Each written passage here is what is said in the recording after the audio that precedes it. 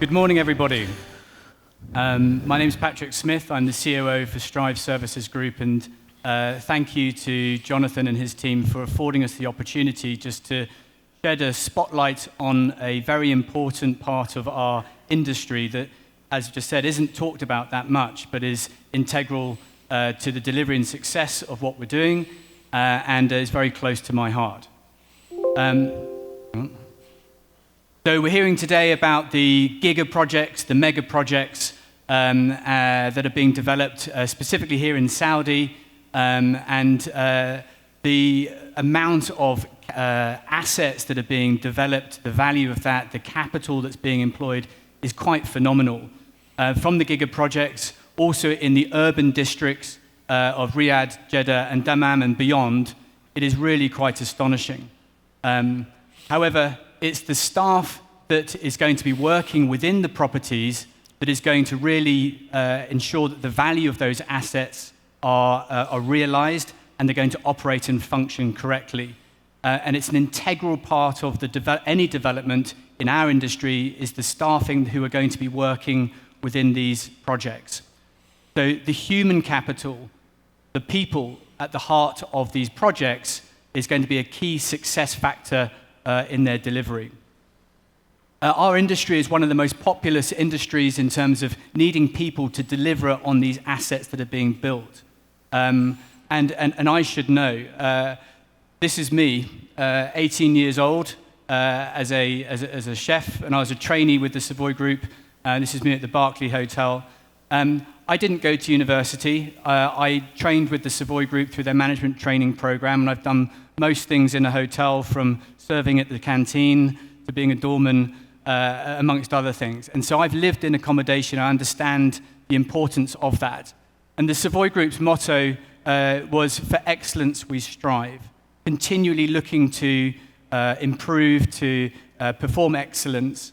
And in the great man that is Horst Schulze, on his book, Excellence Wins, a legend, the founder of the Ritz-Carlton, he coined the phrase, "Ladies and gentlemen serving ladies and gentlemen," valuing the staff that work in an asset and the importance of them within the properties. So staffing and the success of the Ritz-Carlton is evident to itself. So looking after staff is an incredible, important part of things. So we've taken that to heart. Strive Services Group, we strive for excellence. We're an integrated property services group, and we have over 20 different services delivering through 4 different companies, and one of those is Domus Managed Housing. And for over a decade now, we've been managing and developing staff accommodation in all aspects and areas of that, and hence why we're talking to you today. So the market here in Saudi, how big is it? We heard from Torab, my goodness, those numbers are phenomenal, right? Planned an extra 310,000 rooms just in Saudi alone. 2/3 of those in the giga projects, 1/3 of those in the more urban areas. But simply astonishing. So we're talking big numbers. So for all these hotel rooms, well, we're going to need 500,000 hotel staff just for the hotels themselves. Over 300,000 hotel rooms, which is yielding circa $500 million more than just in the rent of those staff accommodation. And for those that own hotels, second to payroll, the rent is the largest, one of the largest expenses that's going out of the P&L. So it's a critical element to get right, and the impact on the staff that has is exceptionally important. So how are we going to do that? Well, historically, the bar for staff housing has been quite low, and we have over here my hypothetical staff housing bar. And over the last couple of decades, though, it has improved and it has raised in its standards. We've had poor documentation in terms of videos of labour accommodation that's far from perfect, etc. And so we're looking to raise the bar of staff housing within the region. So we've come a long way, come about through vision for the 2030 vision.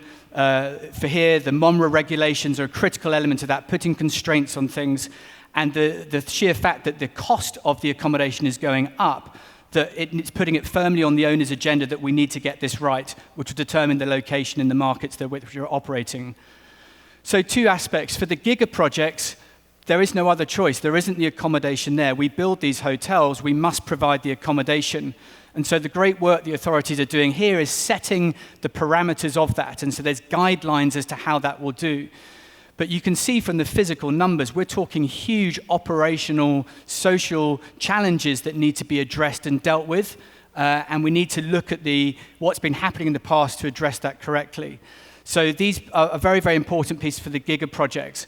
In the urban locations, contrary, there is accommodation, but is it the right accommodation in the right place?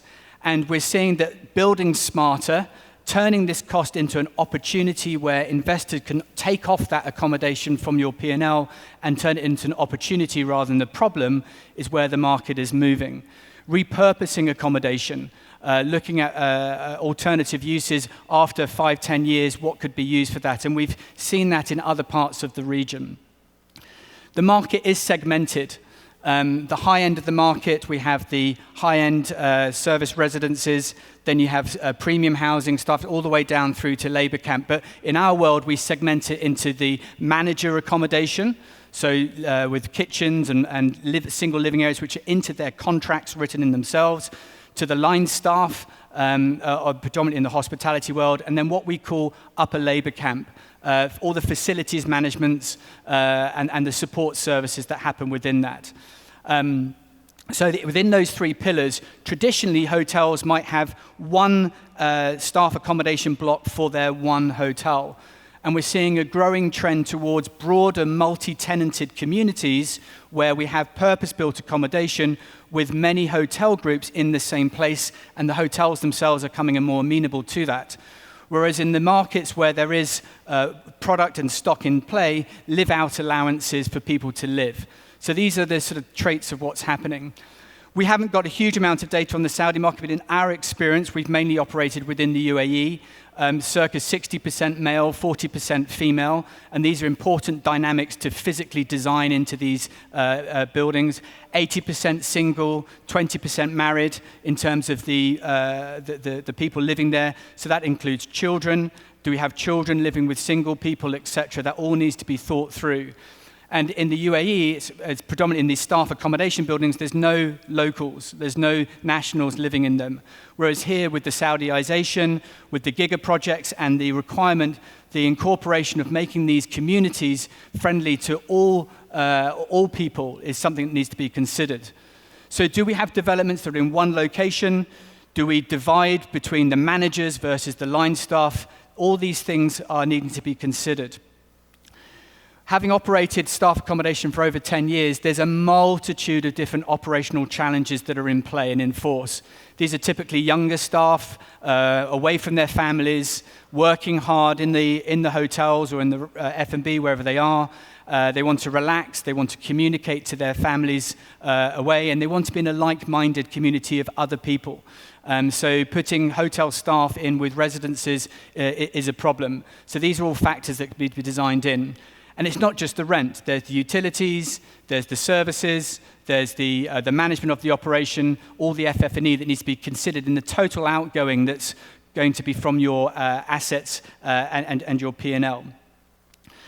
So in terms of sector challenges, predominantly the market is leased. We're seeing a growing trend towards people owning their own accommodation, though, and seeing that and turning into opportunities. The huge rental growth in market rents is a challenge, and so hedging against that by looking ahead and building purpose-built accommodation to help offset that and being smart with the money will detract away from, sadly, there's still many examples of accommodation where you've got 4, 5, even 6 people into large rooms. And so privacy is a very important part, and that can easily be done through designing this into the equation and into good locations. So we are trying to set new standards. We're trying to look at building purpose-built accommodation that can have fixed rental prices, typically 2 to a room, every room en suite. So we have a far better standard of living for the people that are ultimately going to be working in the assets that you are building. So there are development opportunities involved in this, thinking it through, packaging the right leasing structure for the hotel owners, the operators, to make sure that those rental rates make sense. and then obviously then the management thereafter of these and all the complexities that ensue. We've built up over the years a following of investors who see this as an asset class that's interesting and is a great asset investment in their portfolios. So we think there's opportunity to look at working together to drive this initiative to really set new standards and have investors coming into this place. This is our flagship development in Dubai. It's called Domus Indigo. There are 2,500 rooms. There'll be almost 5,000 people ultimately living here.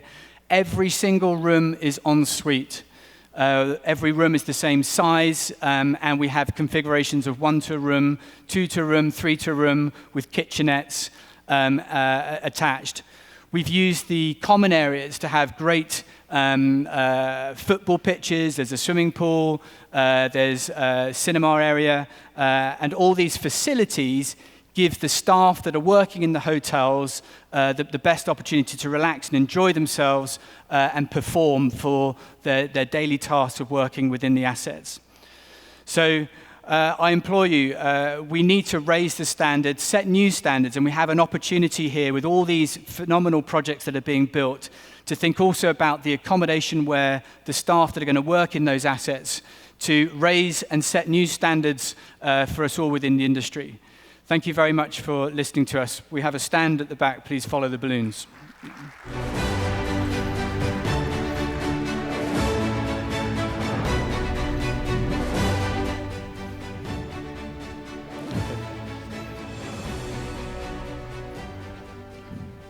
Always turn your mic on before you speak, as general listeners. Patrick, I love the balloons, number one. Do you think, on a serious note, do you think that, in a way, the pandemic taught us that we have not treated staff well enough in the past in these big hotel development schemes, projects? So I think in the pandemic, like all of us, it completely threw the norm. And I think for staff that are already housed potentially in situations where they're away from their families and they are in an environment where they can't get out, it's definitely put a spotlight on we need to do things a bit better. And so 100%, I think it's put more emphasis on we need to provide these important assets in our projects with the right environment for them to perform. As you said, 500,000 staff. And that's just the hotel staff. I haven't gone into the construction staff, all the support services. It is a huge, huge industry. And we all focus on the big, shiny projects, but it's as good as power. If we don't have power to a project, it can't operate. If you don't have staff to work in your project, it's not going to work either. So, and to be fair, I'm seeing some really great initiatives in this, in Saudi and specifically in terms of setting the right framework for this, which is an integral part of it. It needs to be set to be able to deliver in these spaces. So what we're saying is that Saudi Arabia could be the standard bearer, could be that pioneer that shows how to treat your staff. 100%. And I think there's a real opportunity to be the flag bearer of this is how we do, this is how you should look after your staff and really set new standards. And I think we've seen well documented in other parts of this region that it hasn't been done that well, and it can be done much better on a national level. And I think it's an exciting space. Patrick, thank you very much indeed. Patrick Smith. Good, thank you.